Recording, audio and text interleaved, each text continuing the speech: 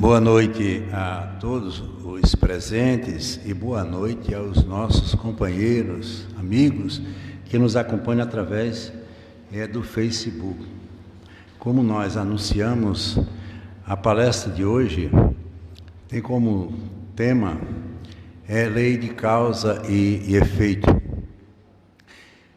É um tema um pouco polêmico porque envolve uma série de pensamentos e ideias que se contradizem com alguns conceitos religiosos.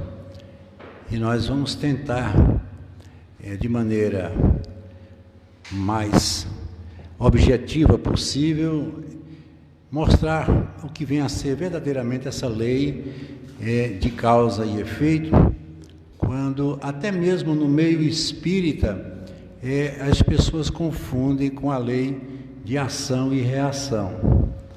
Então, para darmos início ao nosso estudo desta noite, eu trouxe a introdução do livro Entre a Terra e o Céu, uma obra de André Luiz, psicografada por Chico Xavier, que diz assim: em cada momento encontramos nós mesmos com os nossos velhos problemas de amor e ódio, simpatia e desafeto, através da cristalização mental de certas fases do caminho, na penumbra de nossos sonhos imprecisos ou na sombra das paixões que por vezes nos arrastam a profundos despenhadeiros.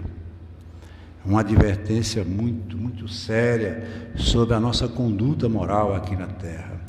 E ele mais adiante diz: a lei é viva e a justiça não falha. Esquece o mal para sempre e semeia o bem cada dia. Ajuda aos que te cercam, auxiliando a ti mesmo. O tempo não para, e se agora encontras o teu ontem, não esqueça que o teu hoje será luz ou trevas do teu amanhã. Veja que mensagem nos traz André Luiz, pelas abençoadas mãos do médium Chico Xavier. Isso lá nos meados de 1956. Então, para que a gente possa começar a falar sobre o tema, não podemos esquecer as 3 leis universais. Porque a gente fala muito em lei e muitas vezes nós esquecemos que essas leis, elas têm vários tipos de aplicabilidade, né? Elas têm vários sentidos. Quando se fala na lei de Deus, parece que é um impositivo, como se Deus fosse um juiz que estivesse julgando cada um de nós a cada minuto, a cada instante, e consequentemente nos condenando ou nos absorvendo a condenação eterna, ou um céu de contemplação e de desfrutes, quando tudo teria um fim. E nós espíritas sabemos, pelas mensagens recebidas pelos nossos irmãos da dimensão espiritual, que a vida é uma continuação. Por isso que eles dizem: a vida não cessa, a morte é uma ilusão. Mas todos nós vivemos como se fôssemos morrer. E, consequentemente, isso faz com que a gente tenha muito medo de ousar, de buscar, porque vivemos dentro de uma situação ou de uma condição totalmente refém a um momento que para nós é motivo de medo, de insegurança, de incerteza. Então, as leis que nós aqui falamos e vamos continuar falando, que são as leis universais para o espírito, a primeira lei é a mais importante de todas, não deixando de vermos as demais, que é a lei da evolução. Toda obra de Deus, ela é provocada a evoluir, tudo evolui. Mas a evolução, ela só ocorre pelo processo da transformação. Segundo a própria ciência, o universo é uma grande desordem em busca de uma ordem. Por isso que o nome já diz, o universo é a união dos inversos, dos opostos. Consequentemente, isso nos leva a acreditar que tudo trabalha através desse processo evolutivo. Apesar de que o homem, ele não pode apenas se condicionar à ideia de uma evolução a título de uma sobrevivência. Não, nós estamos aqui porque além de evoluir, nós temos que progredir, e progredir moralmente, evoluir como um ser. E para tanto é preciso que a gente faça essa autoavaliação a cada momento de nossas vidas. E consequentemente isso tem sido difícil, porque nós vivemos uma vida e temos uma vida muito ligada às coisas da terra, do mundo que nós vivemos, isso é natural, e esquecemos a nossa maior essência, a nossa natureza maior, que é a natureza espiritual.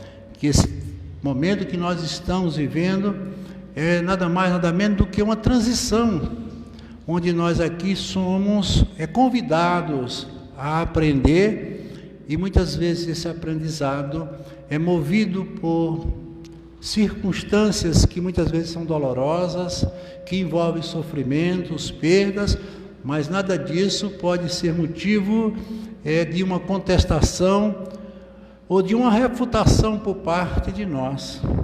É essa lei de causa e efeito que vai nos mostrar verdadeiramente o porquê de determinadas situações que a vida nos impõe.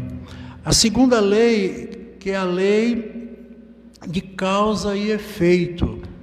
Então, essa é a que nós estamos hoje trazendo como tema.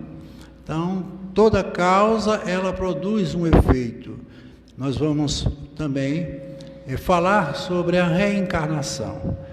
A reencarnação, que nada mais é do que a oportunidade que todos nós temos de revermos as nossas etapas evolutivas.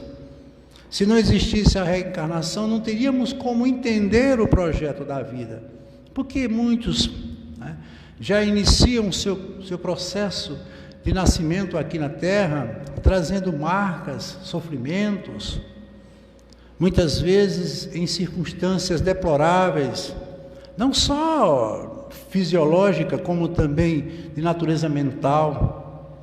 Será que Deus errou? Não.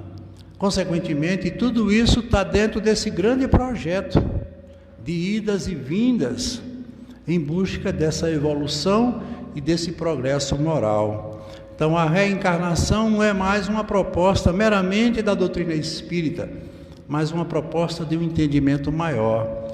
A ciência, logicamente, ela não entende a reencarnação como fato, porque elas ainda não se debruçaram, ou eles ainda não se debruçaram sobre a questão. Mas já existem muitos que fazem parte das academias científicas que já consideram a reencarnação como, mais do que tudo, uma necessidade para a nossa vida.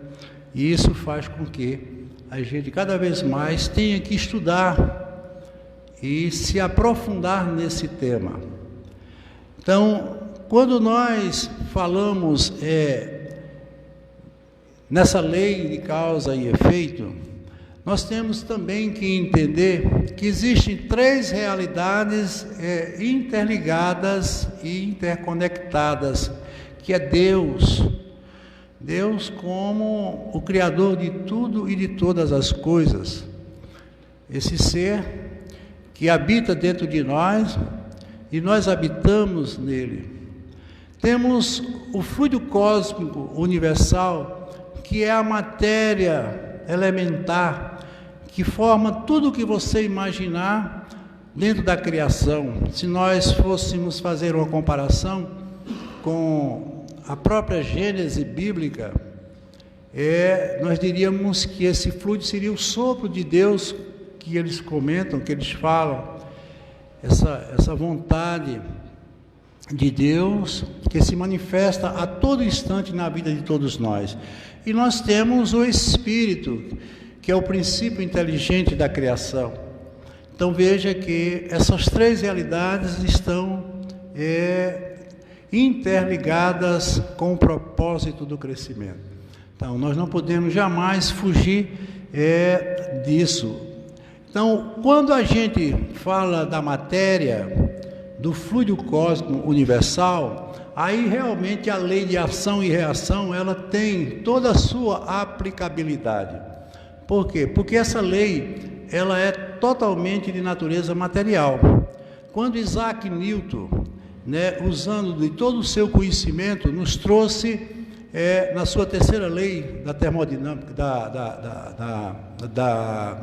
da matéria, ele falava que para toda ação existe uma reação com a mesma força, porém de sentido contrário. Então, todas as vezes que nós analisamos essa lei de ação e reação, pensamos que tudo que fazemos teremos como resposta aquilo que fizemos ou fazemos, como se Deus fosse uma espécie de um conselheiro, mas ao mesmo tempo seria um inquisidor, nos colocando sempre diante dos nossos erros e, consequentemente, nos obrigando a pagar com a mesma moeda, como foi mostrado, a lei do talião, dente por dente, olho por olho, a tão conhecida lei de Hammurabi. Lógico que essa lei, ela tinha sua função lá nas épocas mais remotas. Moisés, ele foi o grande patriarca, o grande missionário que antecedeu o Cristo. E ele trazia isso como verdade, ou seja, se um pai de família, ele matasse o filho do outro, o outro tinha o direito de matar o seu filho, ou seja, dente por dente, olho por olho. Mas isso não podemos mais conceder. Por quê? Porque a lei de Deus não é uma lei de vingança, não é uma lei de revide, mas uma lei de amor.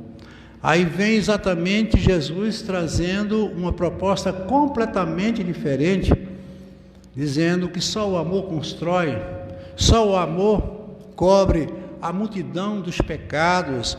Então, foi realmente uma mudança muito grande em termos do pensamento daquela época e hoje ainda prevalece no pensamento de todos. Então, quando Allan Kardec, lá no Livro dos Espíritos, inicia a sua obra, ele, como sendo o grande responsável, o codificador dessa doutrina que nós abraçamos e dela tiramos tantos conhecimentos, ele foi muito objetivo, porque ele era um professor, ele era um homem de ciência, e, consequentemente, ele tinha um conhecimento muito grande daquilo que era o projeto da espiritualidade. Eles não escolheram Allan Kardec por acaso, e, consequentemente, ele se serviu dos médiuns, depois de muita análise que ele fez acerca daquelas informações, e ele faz a pergunta: o que é Deus? Então, a pergunta número 1 do Livro dos Espíritos, ela vai responder por tudo que você vai estudar acerca da doutrina. E eles respondem: Deus é uma inteligência suprema. Ou seja, o que é uma inteligência? Uma inteligência é uma coisa dinâmica. A inteligência é algo que está sempre em processo de transformação. Todos nós temos que trabalhar a nossa inteligência, que é um atributo da condição do pensar. Mas a inteligência que ele falava suprema, ou seja, a inteligência maior, a causa, aí vejam que já entra no tema que nós vamos estudar, a causa primeira ou a causa primária de todas as coisas. Veja que Deus é uma causa. Se nós, como espíritos, como seres inteligentes da criação, nós somos o efeito dessa causa. Então você começa agora a entender como é importante a gente ter Deus na vida da gente. Porque ao mesmo tempo você vai trabalhar a causa e o efeito. Agora imagine se a causa da minha vida, da sua vida, da nossa vida é Deus, por que a punição? Por que o castigo? Porque as penas eternas, isso jamais teria sentido. Aí nós voltaríamos dizendo que Deus não é uma causa, Deus é uma ação. E nós seríamos, como prova disso, a reação. Aí modificaria todo o pensamento que nós temos acerca de um Deus, que é o Deus que todos nós conhecemos e temos como essência da nossa vida. Existem duas leis. Nós temos a lei natural e nós temos a lei moral. A lei natural, ela é uma lei de natureza fatal, ou seja, entra exatamente a proposta da ação e reação. Então, quando Isaac Newton jogou e viu aquela maçã cair, ali era a lei da gravidade. Você não pode jamais alterar uma lei natural. Por quê? Porque é a lei de Deus. Ela é imutável, ela não pode ser mudada. Ninguém pode mexer com uma coisa tão sagrada, tão divina como é a lei de Deus. Então, jamais você poderá comparar a lei natural, a lei física, com a lei moral. Então, a lei moral, ela é fatal através das nossas escolhas. Então, tudo que você, a partir do momento que se individualiza como uma consciência e que tem o poder de pensar através da razão, você começa a fazer aquilo que é fundamental na nossa vida, que são as escolhas. Então, o livre-arbítrio, a liberdade de você escolher. Então, nós fomos criados como uma causa, somos um efeito que tem uma liberdade. Consequentemente, se eu tenho uma liberdade, eu escolho o que quero para a minha vida. Tudo o que eu quero é motivo da minha necessidade através da minha escolha. Então vejam, se um homem, ele não tem noção do que seja a consciência, do que seja a fraternidade, do que seja o amor ao próximo, consequentemente, as suas escolhas serão muito mais movidas pelo instinto do que pela razão. Então, consequentemente, ele vai ter dificuldade de cumprir com o seu papel, que é o do papel que todos nós estamos aqui, que é convivermos, amar ao próximo como a si mesmo, e, consequentemente, isso tem sido motivo de todas essas nossas divergências, desses nossos conflitos. Então, dentro da lei de Deus, temos muita justiça. Claro, jamais essa justiça deixará de existir. Mas eu sempre digo, esse Deus que as pessoas muitas vezes, e a maioria procura, ele não existe. O Deus que se manifesta é um Deus livre. Não é um Deus que está na vida de cada um, dando a cada um o que cada um precisa. Eu sempre digo que Deus trabalha no atacado e não no varejo. Por quê? Porque quando Allan Kardec sabiamente perguntou aonde é que está a lei de Deus, a lei de causa e efeito, o que foi que os espíritos responderam? Na consciência, ou seja, na consciência de cada um. Então não precisa ninguém dizer a você o que você fez de certo ou de errado, porque a sua própria consciência sabe. E vai avaliar de acordo com o que você fez. Eu sempre faço a seguinte comparação. Se uma criança de 3 anos de idade chutar a sua perna, você vai sentir dor. Você vai esboçar uma reação. Mas eu pergunto, você vai agredir a criança? Não, porque você sabe que se trata de um inocente, ele ainda não tem a noção do que está fazendo. Mas quando essa mesma criança se transformar num adulto e der o mesmo chute e você sentir a mesma dor, a sua reação, o efeito não vai ser mais o mesmo. Você agora vai esboçar uma outra reação, ou seja, você vai ter um outro comportamento. Então a lei de Deus é mais do que justa, ela é misericordiosa. Porque Deus, Ele não está aqui para atender a mim ou a você. E o que foi que Ele fez? Ele colocou todo o sentido numa forma mais geral. E, consequentemente, A sua misericórdia é o que nos dá as oportunidades necessárias para o nosso processo evolutivo. A misericórdia de Deus é a própria reencarnação. Ou seja, você errou e os erros, eles permanecem e vão permanecer em você, porque tudo está onde nasce.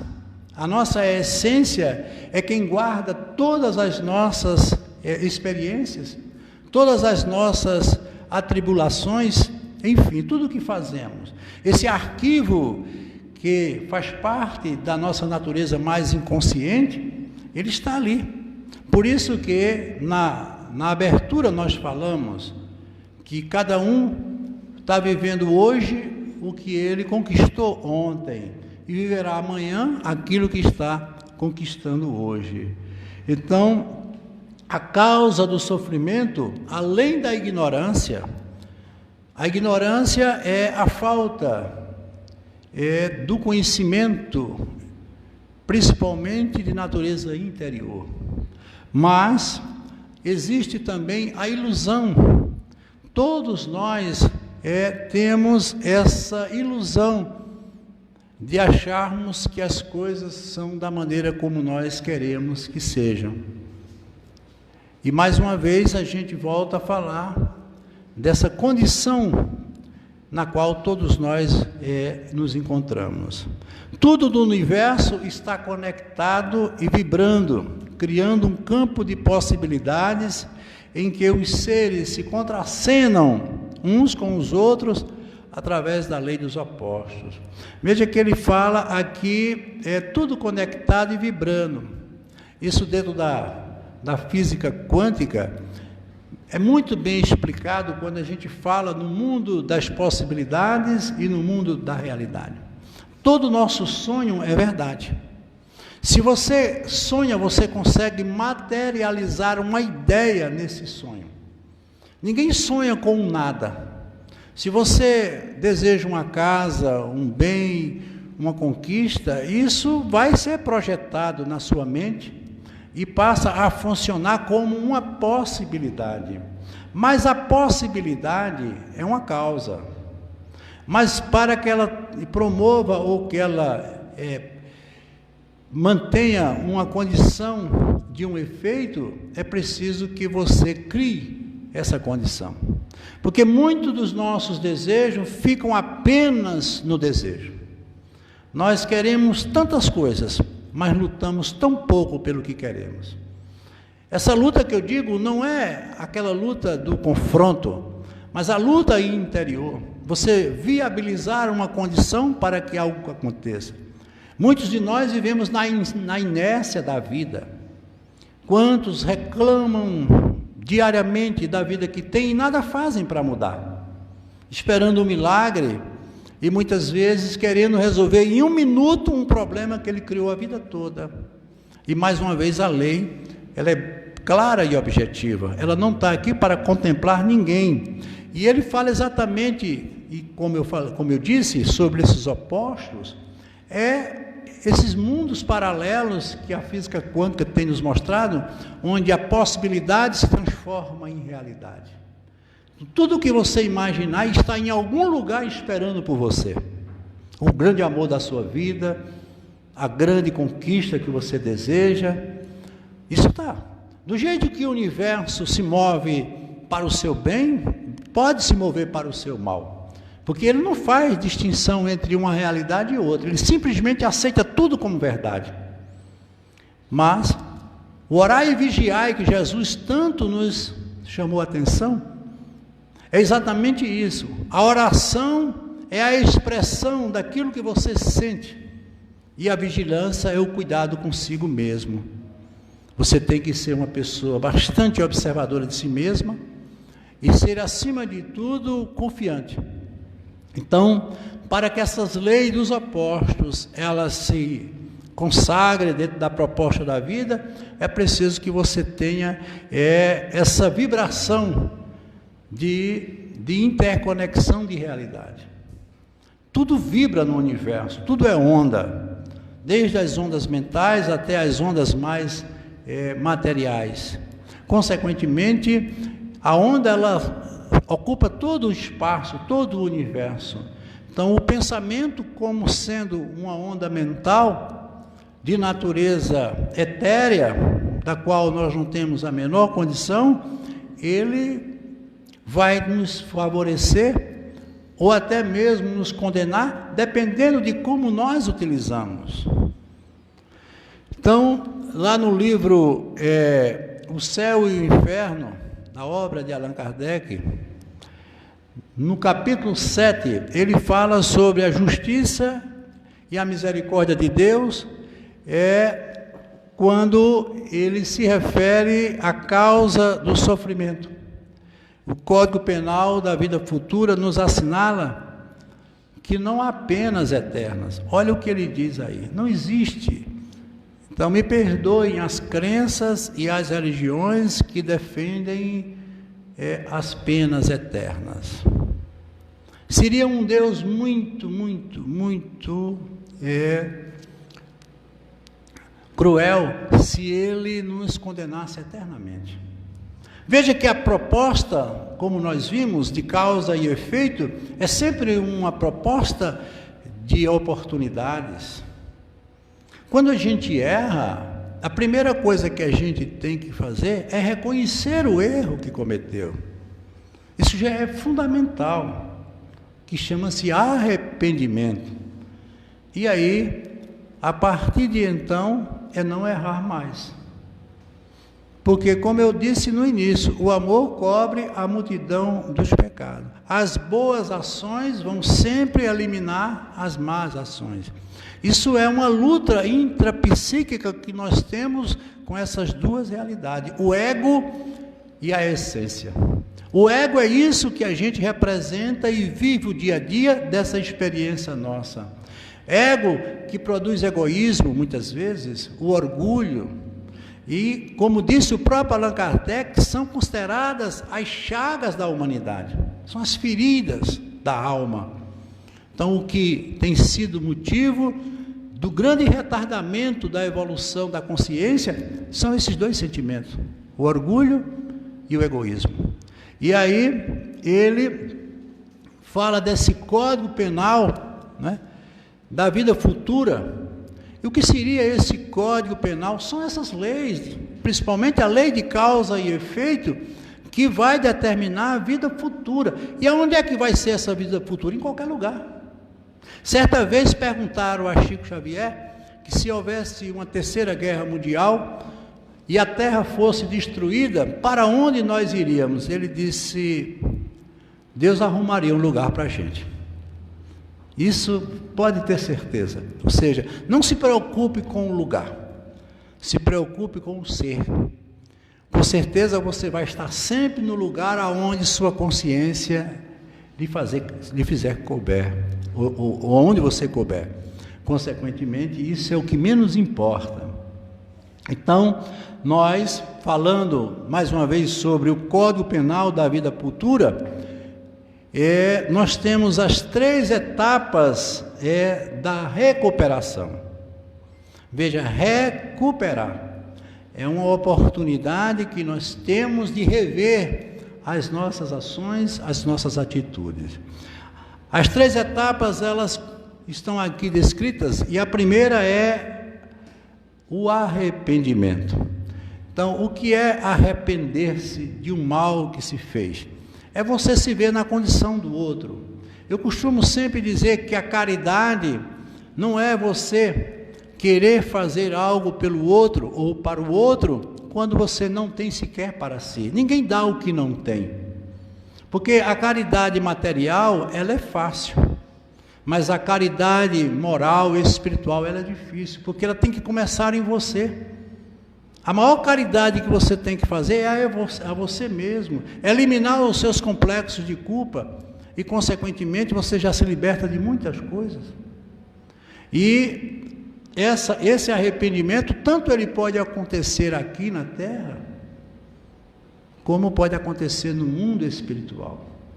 Agora, eu previno a você que não deixe para fazer esse trabalho no mundo espiritual, porque lá tudo tem uma proporção maior.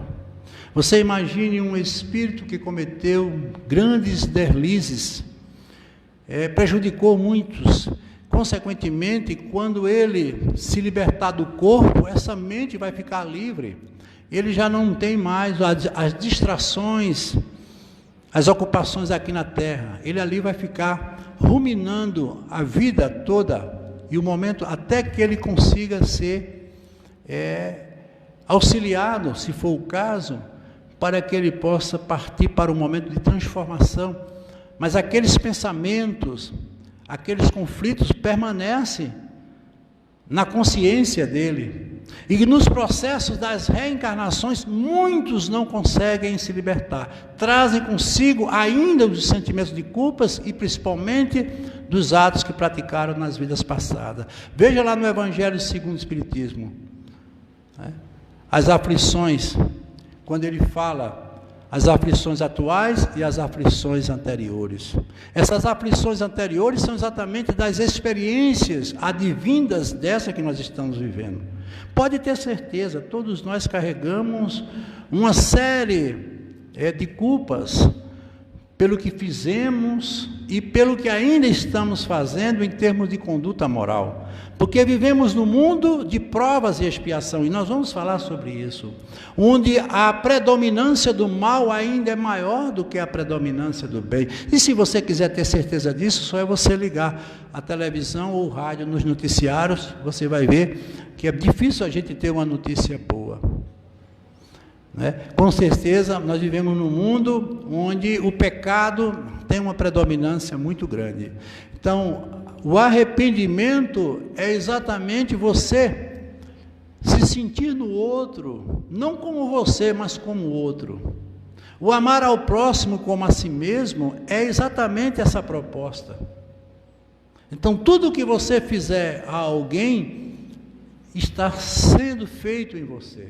Por isso que ele disse, não julgue para não ser julgado.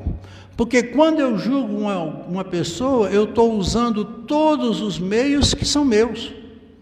Então, tudo que eu vejo de errado no outro é porque existe de errado em mim. A maldade do outro, quando ela é verificada, criticada, dita por mim, é porque ela existe dentro de mim, porque a gente só dá o que tem. Uma pessoa que só ama, ela não vê outra coisa a não ser o amor. E não tem um exemplo maior do que Jesus. Por isso que para ele todos eram iguais, a ponto dele dizer, eu não vim para este mundo. E não falava ele de um mundo extra, mas o mundo que ele se referia era o mundo interior. Eu vim para modificar o homem e não para modificar o mundo. Porque o planeta Terra, ele vai permanecer sempre com esse projeto. Aí ele vai mais adiante e diz que venha o escândalo, ou seja, que venham as experiências.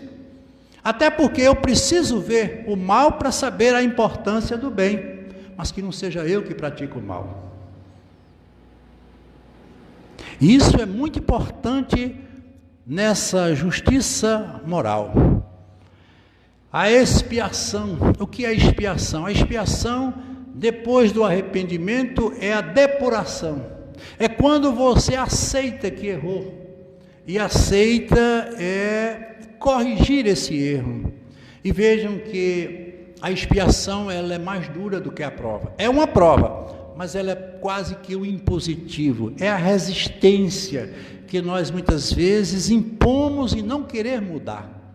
É um mal que eu fiz e não aceito o que fiz, e só depois de uma reparação é que eu posso ver que realmente eu fiz, que é o próximo momento que nós vamos falar.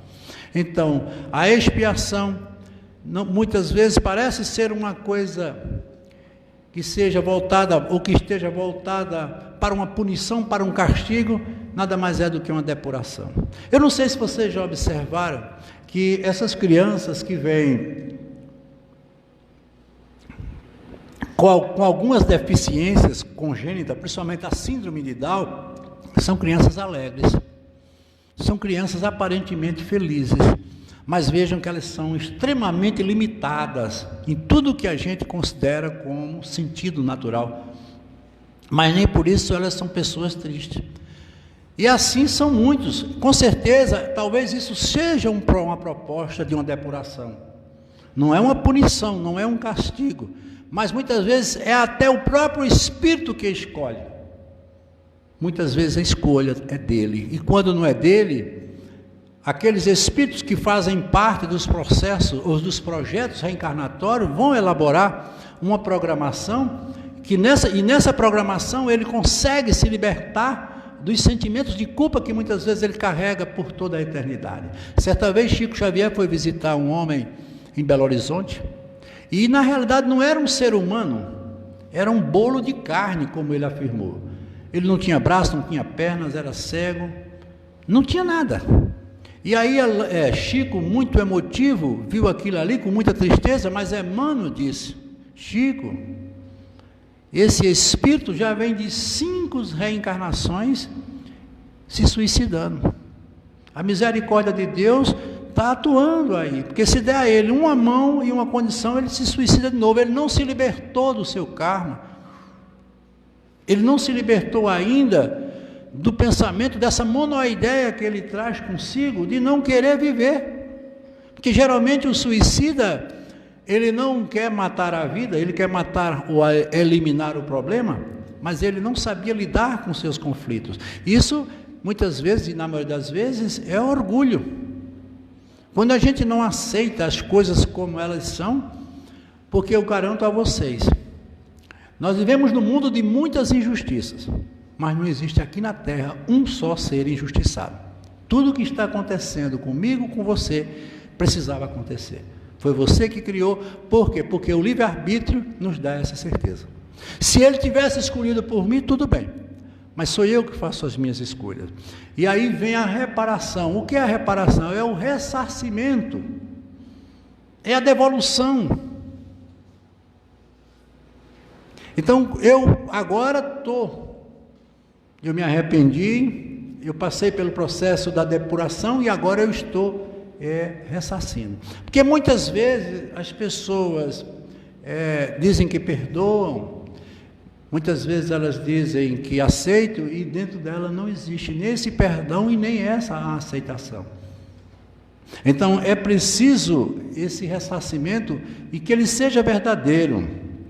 Mas vocês pasmem, para que esse ressarcimento ocorra, é preciso que a vítima esteja perto da gente.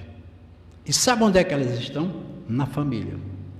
Por isso que grandes conflitos ocorrem dentro das famílias. Talvez ali estejam 2 espíritos precisando, um se libertar do outro por um sentimento de uma culpa. Eu não sei se vocês já perceberam que muitas vezes a gente comete um deslize, a gente agride uma pessoa, diz uma coisa que não devia ter dito, e alguns dias depois a gente passa e encontra a pessoa e diz assim, logo a gente quando faz isso a gente não se sente bem, porque quando você fizer uma coisa errada, e ela for assinalada em você como erro, isso é maravilhoso, isso já é uma proposta, de uma reabilitação. Mas tem pessoas que fazem o mal e permanecem achando que fizeram o bem. Ah, não, eu perdoo, mas Deus sabe o que faz. E já fica desejando o que não se deveria desejar. E aí, quando essas pessoas, elas se encontram em nossas vidas, e voltando ao que nós estávamos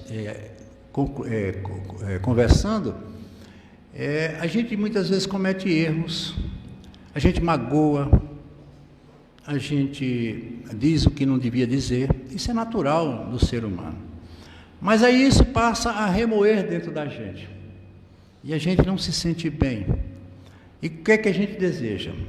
Procurar a pessoa a qual nós ofendemos e pedir desculpa. E eu não sei se vocês já perceberam que 2, 3 dias depois, você vai a essa pessoa e pede desculpa, e ela diz, eu nem me lembro mais. Você falou isso? Falou, não me lembro. Então, o que é que a gente pode entender? Que o mal tem que ser curado aonde ele existe. Não é esperar o perdão do outro para se sentir perdoado. Você tem que se perdoar. É uma coisa muito nossa, as nossas ações. E muitas vezes aquela pessoa que recebeu aquela agressão, talvez ela até esteja com ela aprendendo também. Mas isso faz parte da vida de todos nós. Então, essa aproximação, que muitas vezes é tão conflituosa, pais que não se entendem com seus filhos, né? Esses momentos tão difíceis, que parece ser uma coisa que nos maltrata, talvez sejam ali onde existem as maiores experiências daquela comunhão que tem que existir entre os homens. Por isso que muitas vezes algumas mães me procuram e vêm falar do sofrimento que elas sentem pelo filho que têm. Muitas vezes são jovens que se entregaram à delinquência, à droga, maltratam muitas vezes as suas mães, seus pais, enfim.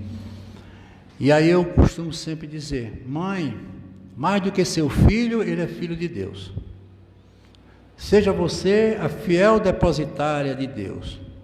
Cuide desse filho, porque talvez tenha sido ele o motivo de você estar aqui.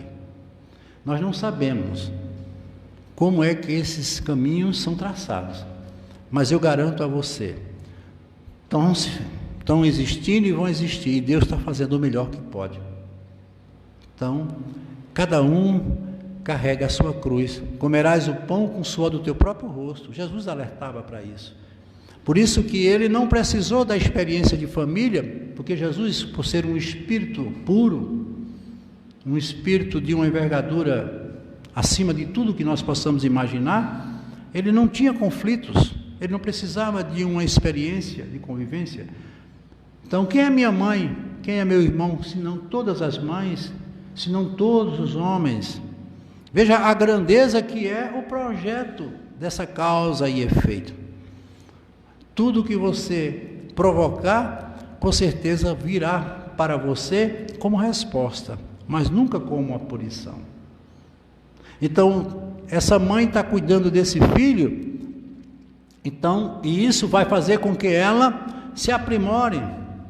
E no final dessa jornada, ele pode não ter alcançado os objetivos tão necessários, não tem problema. A reencarnação está aí, dando a ele logo uma outra oportunidade, talvez até com ela mesma. Mas eu digo sempre, essa mãe, quando ela desencarnar, ela vai continuar procurando esse filho, porque entre ele e ela existe alguma coisa que precisa ser ajustada. Ninguém está na vida do outro por acaso, tudo tem uma causa, e é o que nós estamos vendo. Por isso que você vai ver muitos que passam a vida toda procurando outros. Talvez seja esse sentimento de culpa, essa reconciliação, que ele esteja sentindo como uma grande marca, ou uma grande mágoa, ou uma grande mácula que ele traz dentro dele. E isso muitas vezes leva a uns transtornos, sejam eles de que ordem for. Então, a reencarnação, segundo Leon Denis, não tem o propósito de nos fazer sofrer. Muitas vezes nós pensamos que tudo recai no sofrimento. Bem sofrer e mal sofrer está lá no Evangelho. Então, entender o porquê do sofrimento é a melhor proposta que existe na vida de todos nós. Porque, como dizia o próprio Chico, tudo passa, isso também vai passar. E eu costumo sempre dizer, o sofrimento sempre tem o poder pedagógico. O sofrimento dura o tempo que levarmos para aprender o que ele tem para nos ensinar. No momento que você aprendeu, ele deixa de ser um sofrimento, independente de como você queira aprender. Então ele diz assim, se nas horas das nossas provações, nós soubéssemos observar o trabalho interno e a ação misteriosa da dor em nós, compreenderíamos a obra sublime da educação e do aperfeiçoamento. Olha que mensagem fantástica nos traz Leon Denis. Então, nas horas das provações, nós realmente passamos por elas, não são fáceis. Viver aqui na Terra é, sem sombra de dúvidas, um grande desafio. A cada momento nós estamos sendo avaliados e não sabemos como serão essas avaliações, mas se ele avalia porque o conteúdo foi dado. Nenhum professor pode exigir de um aluno uma avaliação se ele não tiver dado o conteúdo antes. Então, se está acontecendo é porque tinha que acontecer. Eu é que não me preparei para enfrentar ou para ser avaliado. Então, isso é mais do que uma verdade. E aí vem a pergunta: Deus castiga? E vocês sabem que é muito comum se ouvir, tenha cuidado, Deus castiga. E aí vem a resposta: como pode a suprema inteligência do universo castigar a ignorância? Aquilo que eu disse no começo, eu vou bater numa criança porque a criança me agrediu? Então é exatamente isso. Ignorância é a falta de conhecimento. Se ele não tem conhecimento, ele não pode, numa avaliação, seja ela qual for, ser bem avaliado. Então, como pode o mais sublime amor castigar a simplicidade e a imaturidade? Então, para Deus nós somos ignorantes quando cometemos os nossos deslizes, mas sobretudo nós somos imaturos. Porque nós não fomos criados para o mal. O mal é a ausência do bem. Consequentemente, são os nossos momentos com as nossas devidas escolhas e com o cuidado que devemos ter. Consequentemente, vamos cada vez mais nos aprimorando. E o processo da pedagogia humana, do próprio desenvolvimento do ser, ele se dá por repetições. Você pode ver, à medida que nós repetimos determinadas coisas, elas vão se cristalizando dentro de nós, tanto as coisas positivas como as coisas negativas. Tem pessoas que remoem a existência toda um sentimento de ódio. Ela está se envenenando e sendo vítima desse próprio veneno, porque ela mesma está criando, porque o mal que eu vejo no mundo ou nas pessoas, ele está em mim. Então Deus não castiga, Deus não pune, Deus ama. Então, segundo Allan Kardec, jamais ele falou ou disse qualquer coisa sobre a palavra karma. Então, ele usou exatamente o que nós estamos hoje aqui comentando, a lei de causa e efeito. E isso faz com que nós possamos ver que tudo na vida é uma dinâmica. Se eu me programei para um determinado fim, isso não significa que seja um destino fatal. Que eu posso modificar minha programação reencarnatória. Claro que eu posso. Tanto eu posso prorrogar, como eu posso antecipar. Depende de como eu vou lidar com os meus objetivos, com a minha conduta moral. Olha, você imagine uma pessoa que comete o suicídio subjetivo, o suicídio lento, uma pessoa que bebe diariamente, que usa droga. Essa pessoa está mutilando o instrumento que a espiritualidade lhe deu para a experiência que ele está vivendo aqui. Porque esse corpo, ele é de natureza cronológica. Ele tem um tempo para se fazer valer aquilo que foi programado. Então, se eu estou utilizando o instrumento mais importante da experiência que eu tenho que viver, com certeza eu estou contrariando a lei de Deus. Então eu estou provocando uma causa cujo efeito terá uma certa repercussão, que não é um castigo, não é uma punição. Nem sempre os nossos deslizes vão determinar o conteúdo de toda a nossa realidade. Então, quando a gente falava sobre essa lei, nós comentávamos que as pessoas muitas vezes ficam à procura ou à busca de uma salvação, de um milagre. Tudo bem, eu costumo sempre dizer, não existe milagre, porque a própria vida já é o milagre. O milagre seria premiar esse ou aquele. Consequentemente, a lei não premia, porque a lei é para todos, a lei é a própria justiça, mesmo que muitos ainda não entendam. Então, a inércia espiritual, ela é uma preguiça que leva as pessoas a procurarem certas religiões, onde, aí vem o problema mais grave, os religiosos incitam os crentes a rezarem, a se penitenciarem durante todo o momento, pedindo e ofertando a Deus, para depois se acomodarem numa atitude de inércia espiritual, esperando que Deus, somente Ele, então vá concretizar aquilo que foi pedido na prece, que é um modo inconscientemente preguiçoso de agir. Isso está aqui na lei da física quântica da vida real. E é uma verdade.